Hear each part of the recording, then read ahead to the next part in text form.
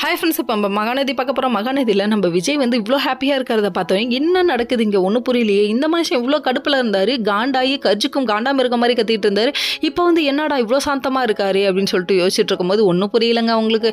உடனே வந்துட்டு கேட்கலாமா கேட்க வேணாமான்னு யோசிச்சுட்டே இருக்காங்க. நான் உங்கள்கிட்ட ஒன்று கேட்கவா அப்படின்னு சொல்லி கேட்டோன்னே அவர் மனசுக்குள்ளே நினைக்கிறாரு, நீங்கள் கட்டளை இடுங்கள் தேவசேனை, நான் நிறைவேற்றுகிறேன் அப்படிங்கிறாரு. அடப்பாவி, திடீர்னு என்னடா இப்படி அந்தர்பல்ட்டி அடிக்கிற. சரி பரவாயில்ல விடுங்க, இவங்க மனசுக்குள்ள 1000 சந்தோஷம் இருக்கும் அப்படின்ற மாதிரி நினச்சிட்டாங்க. அதுக்கப்புறம் எங்கள் அம்மாவையும் எங்கள் அக்காவையும் எல்லாரையும் இங்கே தங்க வச்சுக்கலாமா ஒரு 2 நாள்னு சொல்லி கேட்க, நீ வாழ்க்கை பூரா கூட தங்க வச்சுக்கோ, எனக்கு அதை பற்றி பிரச்சனை இல்லை அப்படின்னு சொல்லிட்டாங்க.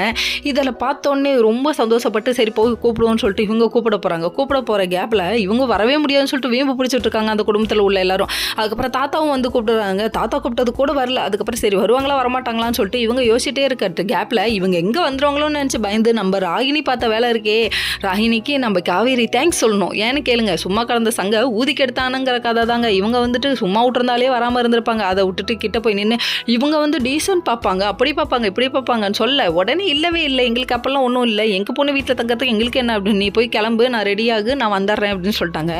சொன்னதுக்கப்புறமா ஏமா அப்படி சொன்னீங்க எங்கள் அங்கா சொல்ல, இல்லை வேணாம்ப்பா ஒரு 2 நாள் தானே தங்கலாம், நமக்கு அதாவது காவேரிக்கு யாரும் இல்லைன்னு சொல்லிட்டு ராகினி நினச்சிடக்கூடாதுல்ல, அதனால் சொல்கிறேன் அப்படின்னு சொல்லிட்டாங்க.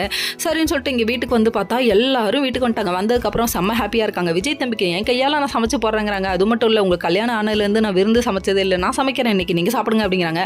சூப்பர்மா மாமான்னு சொல்லிட்டு அம்மாவும் பிள்ளையும் சமைச்சிக்கிட்டு இருக்க கேப்பில் யார் வராங்கன்னு பார்க்குறீங்களா, நம்ம ராகினி உள்ளே வந்து அம்மாவும் பிள்ளையும் என்ன பேசுகிறாங்கன்னு ஒட்டி கேட்க வருது.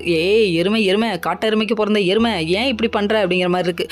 இதெல்லாம் ஒரு பக்கம் இருக்க, நம்ம பசுபதியை வர வைக்க முடியலையே சொல்லிட்டு இவங்க ரொம்ப ஃபீல் பண்ணுறாங்களாமா. ஃபீல் பண்ணாங்க ஒரு நாள் அதுவும் நடக்கும் அப்படிங்கிற மாதிரி இருக்குது. ஓகே ஃப்ரெண்ட்ஸ், நெக்ஸ்ட் வீடியோவில்